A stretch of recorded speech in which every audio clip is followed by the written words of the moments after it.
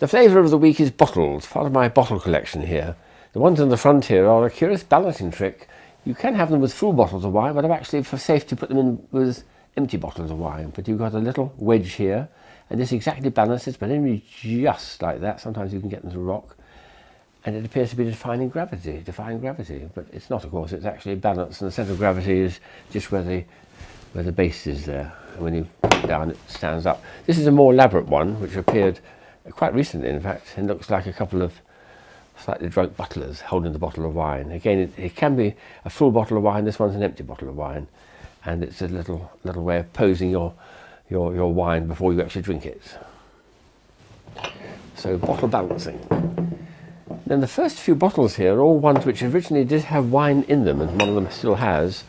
And the first one I've got is called Chateau Migraine, given to Eric, who ran a wonderful novelty restaurant in Destelberger in Belgium. And it's a vin village, but just in case the bottle itself, the wine, misbehaves, he's thoughtfully given you an aspirin to go with it. I love that idea. Chateau Migraine. I once had a thing called Chateau Plonk, but unfortunately I gave it away. This one also had a wine in it. One of my siblings gave this to me. It's from the Crooked Vine. That's a lovely name for a label, isn't it? And it had a very nice red wine in it. But it's, of course, the bottle itself is made crooked, which is a quirky thing, so I have to keep that for my collection. Wish I could have tasted the wine. Then there's a wine trick which you can do if you're in the middle of a session with friends in a pub. Having drunk the wine, you can make a little bar trick, and the bar trick goes like this. You place it upside down so it's just balanced. You place a coin on the top. You put a banknote underneath to make it attractive, and ask people how can they remove the banknote without touching the bottle or without touching the table. And there's at least 3 ways of doing it. I'll show 2 of them. So one's a bit of a cheat. So you're not allowed to touch the bottle, not allowed to touch the table, and you just do a little chop action like that. Very clever. Alternatively, what you can do is to take the banknotes, put the thing on top, it's got to be balanced, and you roll up the banknote with your fingers, so you're only touching the paper, and you just gently reach this bit here. I'm pushing it forward, and I can push it forward until it comes off the banknote. If you're feeling really cheatsy, one of my lateral thinking friends said, all you do is you ask a friend to pick up the bottle on your behalf, and you share the goods between you. Well, that's a problem anyway. So there's quite a number of bar tricks which you can use once you've drunk the wine, and that's an example of them. There's another very quirky one over here, which is a whiskey bottle. This is a series called Frozen Moments, and there's I think I've got in my collection which get that balanced.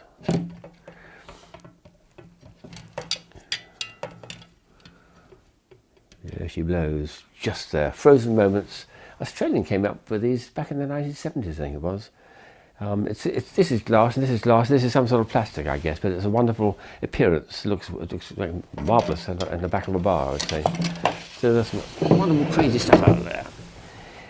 And then there's bottles which have been converted into other uses. This one obviously was a real bottle of wine, but then what they did was they removed the base like this and put a cork in it, and inside there they put a whole bunch of delicious truffles, chocolate truffles, all looking like corks with foil on them. They were delicious, but unfortunately I've eaten them all. But that was a nice way to use a bottle of wine as a chocolate box. That's quite a clever idea.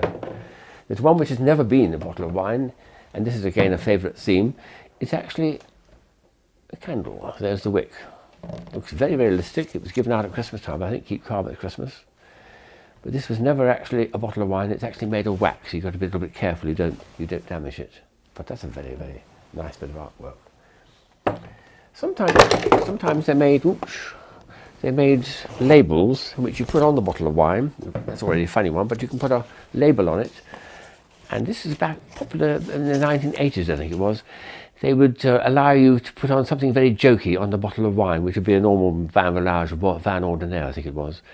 And they gave out a whole bunch of these. I bought 3 at the time, but I was aware that there were several dozen being produced, and they had a sticky back, and you simply slapped them over the bottle of wine when you took it round to your friends for a dinner party. It was quite a clever idea.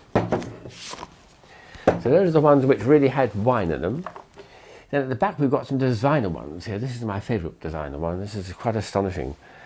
It's actually a glass bottle with a glass inside it, and the base of the bottle and the base of the glass are the same thing. And one of my mathematical friends invites me to serve up a glass of negative wine, where you have nothing in the actual glass but wine on the outside, and then you're telling people you can have the wine but not in the glass, it's got to be outside the glass. It's superb bit of craftsmanship. I've never actually used it. I'd have to use pipettes and straws, I guess, to make sure that I didn't actually get the wine spilled in the wrong direction. And then another idea, it looks like a glass, but actually, this way it looks like a glass, it's actually a little dispenser for wine, because this base here is a top, and this is completely sealed, so you can actually dispense some wine in there, or vinegar or something like this, and then pour like that. So, very clever use and a designer for glass. The Klein bottle, one of my favourite things, but I never liked the shape of the Klein bottle. It reminds me too much of things you use in hospital beds. Never mind that. A friend of mine, anyway, thought of the idea of putting a stem to make it look like a wine glass, and this is something we've had on the website for some time. And there is one trouble with this. They make them in all sizes. In fact, my friend made a lovely miniature version for one of my birthdays, that one there. But the trouble is, if you put real wine in there, and I do love to use things, you'd have a devil of a job trying to clean this. How on earth do you clean it? So I've never tried putting liquid inside them. What I did discover, though, is you can put these little caraway seeds, which they give away at Indian restaurants when you've had a mouthful of curry, and you simply dispense a few of these in your mouth, and it helps to freshen your breath.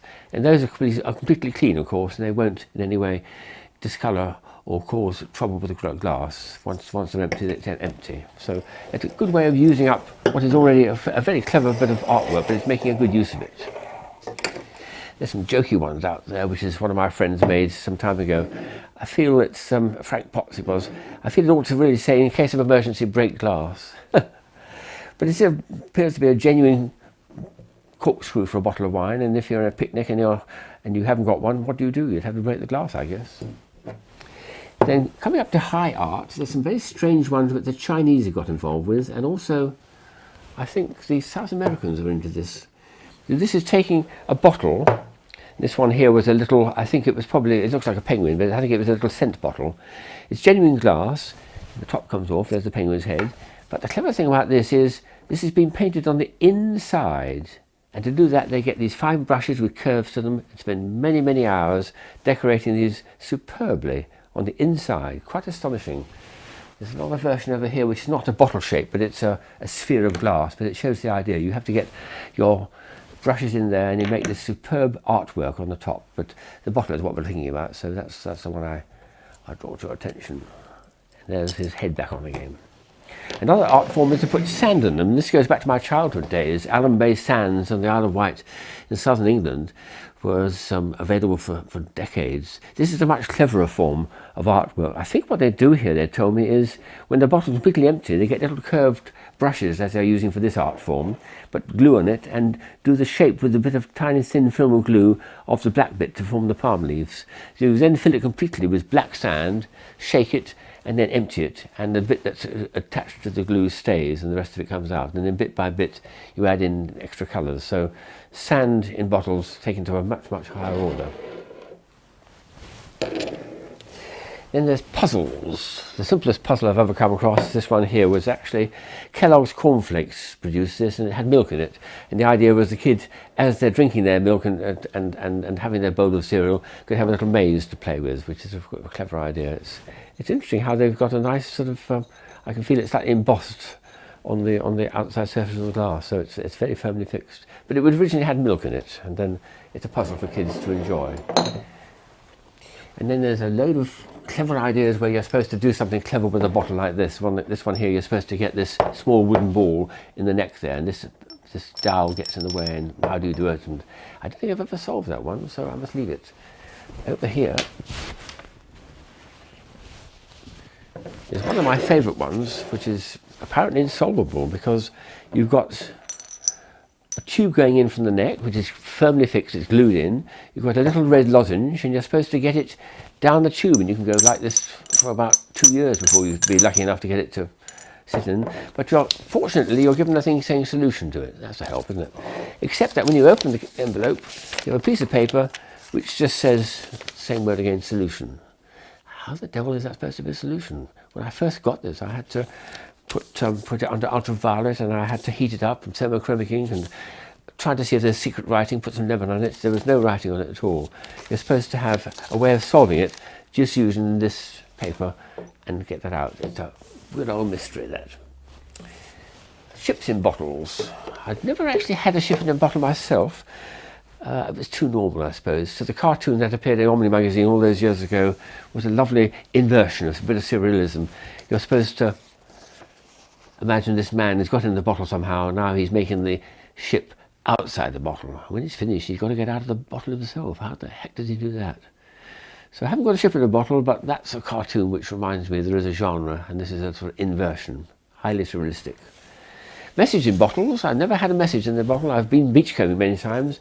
The only thing I've got by way of a sop to myself is this one here, which is nothing more than just a little gimmick for advertising. You take the thing out and there's an advertising bit. It's an advertising promotional thing. But you do read of people finding things on beaches, messages in bottles, and some of my friends even put messages into bottles and then they send them out into the wide world. What happened to them there afterwards, I don't know. But the most amazing things in bottles was the work of Harry Eng, which is this last section over here.